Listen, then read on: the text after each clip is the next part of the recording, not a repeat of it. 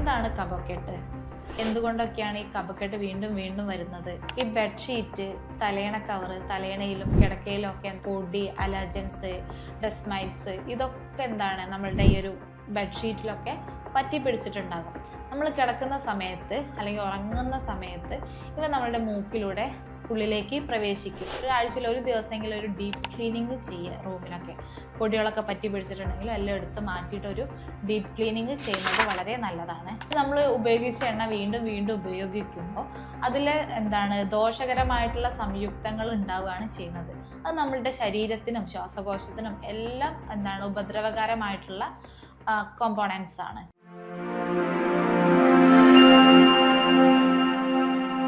മരുന്ന് കഴിച്ചിട്ടും കഫക്കെട്ട് മാറുന്നില്ലേ? രാത്രി ആകുമ്പോഴേക്കും ചുമ വല്ലാണ്ട് കൂടുന്നുണ്ടോ? ഇതിൻ്റെ കാരണം നിങ്ങളുടെ ശരീരത്തിൽ മാത്രമല്ല, അത് ചിലപ്പോൾ നിങ്ങൾ ഉറങ്ങുന്ന കിടപ്പ് മുറിയിലും നിങ്ങൾ പാചകം ചെയ്യുന്ന അടുക്കളയിലും വരെ ഇതിൻ്റെ കാരണങ്ങളുണ്ടാകും. ഇന്ന് നമുക്ക് എന്തുകൊണ്ടൊക്കെയാണ് ഈ കഫക്കെട്ട് വീണ്ടും വീണ്ടും വരുന്നത്, നമുക്ക് ഒരു ദിവസം കൊണ്ട് തന്നെ ഈ ഒരു കഫക്കെട്ട് കുറയ്ക്കാൻ വേണ്ടി സഹായിക്കുന്ന എന്തൊക്കെ കാര്യങ്ങളാണെന്നും അതുപോലെ തന്നെ നമുക്ക് ഒറ്റമൂലികൾ എന്തൊക്കെയാണ് ഉള്ളതെന്നും കൂടെ നോക്കാം. Hi, I M doctor Arunima, QNB health care, Thamarassery. എന്താണ് കഫക്കെട്ട്? കഫം എന്ന് പറഞ്ഞാൽ നമ്മുടെ ശത്രു അല്ല, അത് നമ്മുടെ ശ്വസനനാളത്തെയും ശ്വാസകോശത്തെയും നമ്മുടെ മൂക്കിനെയൊക്കെ സംരക്ഷിക്കുന്ന ഒരു മ്യൂക്കസ് ആണ്. പക്ഷെ എന്തെങ്കിലും ഒരു അലർജിക്ക് ഉണ്ടാവുകയാണെങ്കിലോ അല്ലെങ്കിൽ എന്തെങ്കിലും ഇൻഫെക്ഷൻ ഉണ്ടാവുകയാണെങ്കിലോ അല്ലെങ്കിൽ തണുത്ത അന്തരീക്ഷം അല്ലെങ്കിൽ പൊടി, പുക ഇതൊക്കെ ഇതിൻ്റെ ഒരു പ്രൊഡക്ഷനെ കൂട്ടുന്നത്. അങ്ങനെയാണ് ഈ കഫം കൂടുതലായിട്ട് ഉൽപ്പാദിപ്പിക്കുന്നത്. ഇങ്ങനെ ഉൽപ്പാദിപ്പിക്കുന്ന ഈ ഒരു കഫം കട്ടിയായി നിൽക്കുകയോ അതോ കൂടുതലായിട്ട് ഉൽപ്പാദിപ്പിക്കുകയോ ഒക്കെ ചെയ്യുമ്പോഴാണ് ഈ കഫക്കെട്ടും ചുമയൊക്കെ നന്നായിട്ട് വരുന്നത്. ഇതിൽ നമ്മൾ ശ്രദ്ധിക്കേണ്ടത് അല്ലെങ്കിൽ നമ്മൾ ചെയ്യുന്ന തെറ്റുകൾ എന്തൊക്കെയാണെന്ന് നോക്കാം. ഒന്നാമത് നമ്മൾ ബെഡ്റൂമിൽ ചെയ്യുന്ന കുറച്ച് തെറ്റുകൾ ഞാൻ പറഞ്ഞുതരാം.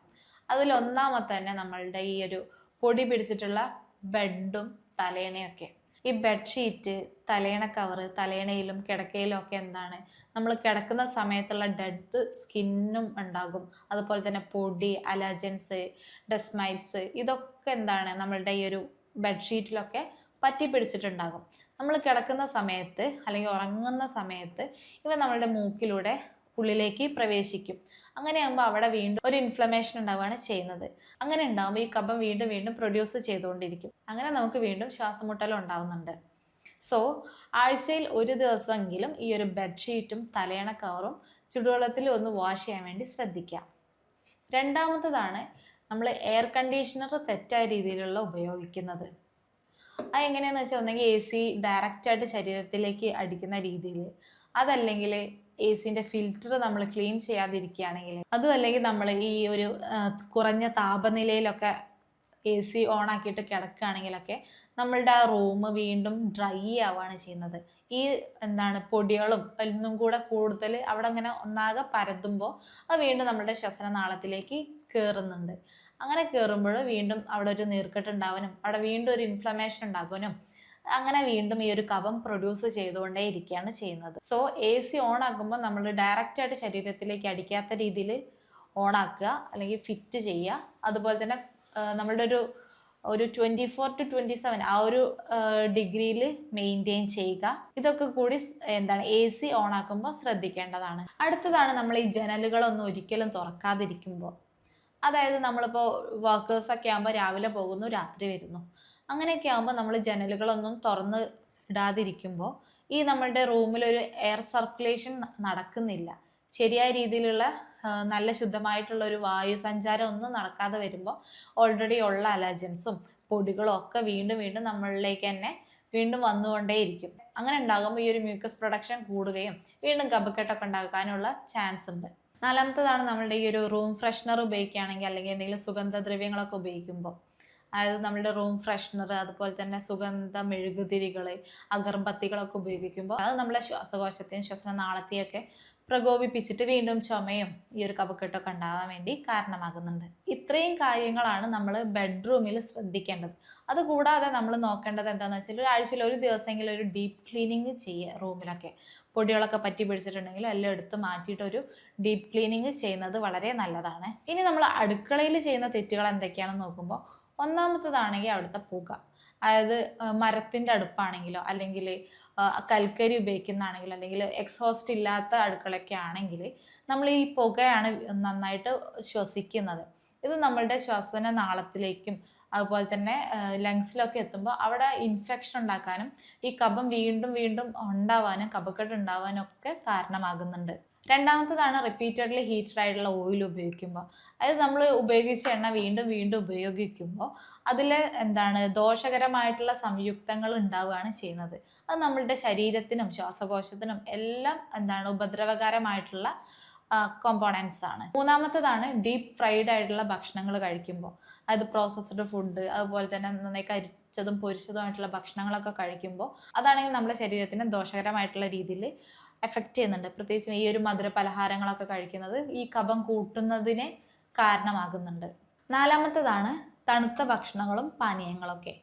ഐസ്ക്രീം അല്ലെങ്കിൽ തണുത്തിട്ടുള്ള ഭക്ഷണങ്ങൾ അല്ലെങ്കിൽ ഇടയ്ക്കിടയ്ക്ക് ഫ്രിഡ്ജ് തുറന്നിട്ട് തണുത്ത വെള്ളം കുടിക്കുന്നത്, ഇതൊക്കെ നമ്മളുടെ വീണ്ടും ഈ ഒരു കഫം വർദ്ധിപ്പിക്കാൻ കാരണമാകുന്നുണ്ട്. ഇനി നമുക്ക് ഈ ഉണ്ടായിട്ടുള്ള കഫം കുറയ്ക്കാൻ വേണ്ടി സഹായിക്കുന്ന കാര്യങ്ങൾ എന്തൊക്കെയാണെന്ന് നോക്കാം. അതിലൊന്നാമത്തതാണ് ചുടുവെള്ളം ഇടയ്ക്കിടയ്ക്ക് കുടിക്കുന്നത്. ആ ഒരു ഫോം ചെയ്തിട്ടുള്ള ഒരു കഫത്തിനെ ഒന്ന് അലിയിക്കാനും ഒന്ന് ദ്രവീകരിക്കാനൊക്കെ സഹായിക്കുന്നതാണ് ഇടയ്ക്കിടയ്ക്ക് ചുടുവെള്ളം കുടിക്കുന്നത്. രണ്ടാമത്തതാണ് സ്റ്റീം ഇൻഹലേഷൻ, അതായത് ആവി പിടിക്കുന്നത്. ആവി പിടിക്കുമ്പോൾ ഒരു 5 to 10 മിനിറ്റ് ദിവസവും ആവി പിടിക്കുന്നത് നമുക്ക് ഓൾറെഡി ഫോം ചെയ്തിട്ടുള്ള കഫം കുറയ്ക്കാൻ വേണ്ടി സഹായിക്കും. മൂന്നാമത്തതാണ് നമുക്ക് ഉപ്പുവെള്ളം കൊണ്ട് ഗാർഗിൾ ചെയ്യുന്നത്. അത് നമ്മളുടെ ഒരു നീർക്കെട്ട്, തൊണ്ടയിലൊക്കെയുള്ള ഒരു നീർക്കെട്ട് കുറയ്ക്കാനൊക്കെ സഹായിക്കുന്നുണ്ട്. നാലാമത് നമുക്ക് ചെയ്യാവുന്നതാണ് കിടക്കുമ്പോൾ മറിഞ്ഞ് കിടക്കുക അല്ലെങ്കിൽ കുറച്ച് സമയം നടക്കുക. അതുപോലെ തന്നെ ബ്രീത്തിങ് എക്സസൈസ് ഒക്കെ ചെയ്യുന്നത് നമ്മുടെ ശ്വാസകോശത്തിനൊന്ന് ശ്വാസം നല്ല രീതിയിൽ എടുക്കാൻ വേണ്ടി സഹായിക്കും. അങ്ങനെ നമ്മളുടെ ഒരു കഫക്കെട്ടുള്ളതൊക്കെ നമ്മൾക്കൊന്ന് കുറയ്ക്കാൻ വേണ്ടി സഹായിക്കുന്നതാണ്. ഇനി നമുക്ക് വീട്ടിൽ നിന്ന് തന്നെ എടുക്കാവുന്ന കുറച്ച് ഒറ്റമൂലികൾ എന്തൊക്കെയാണെന്ന് നോക്കാം. ഒന്നാമത്തതാണ് ഇഞ്ചി. ഇഞ്ചിയിൽ ജിഞ്ചറോൾസ് ഉണ്ടായതുകൊണ്ട് തന്നെ അത് നമ്മൾ നല്ലൊരു ആൻറ്റി ഇൻഫ്ലമേറ്ററി ആണ്, ആൻറ്റി മൈക്രോബിയൽ ആയിട്ടുള്ള ഒരു ആക്ഷന് അതൊന്ന് കിട്ടും. അതുകൊണ്ട് തന്നെ ഈ ഒരു കഫക്കെട്ട് കുറയ്ക്കാൻ വേണ്ടി സഹായിക്കും. രണ്ടാമത്തതാണ് തുളസി. തുളസി നല്ലൊരു ആൻറ്റി മൈക്രോബിയൽ ആയിട്ടുള്ള ഒരു ഏജൻ്റാണ്. അത് നമ്മളുടെ ഒരു ഇൻഫെക്ഷൻ എന്തെങ്കിലും ഉണ്ടെങ്കിൽ കുറയ്ക്കാൻ വേണ്ടി സഹായിക്കുന്നുണ്ട്. മൂന്നാമത്തതാണ് മഞ്ഞൾ, കുർക്കുമിൻ.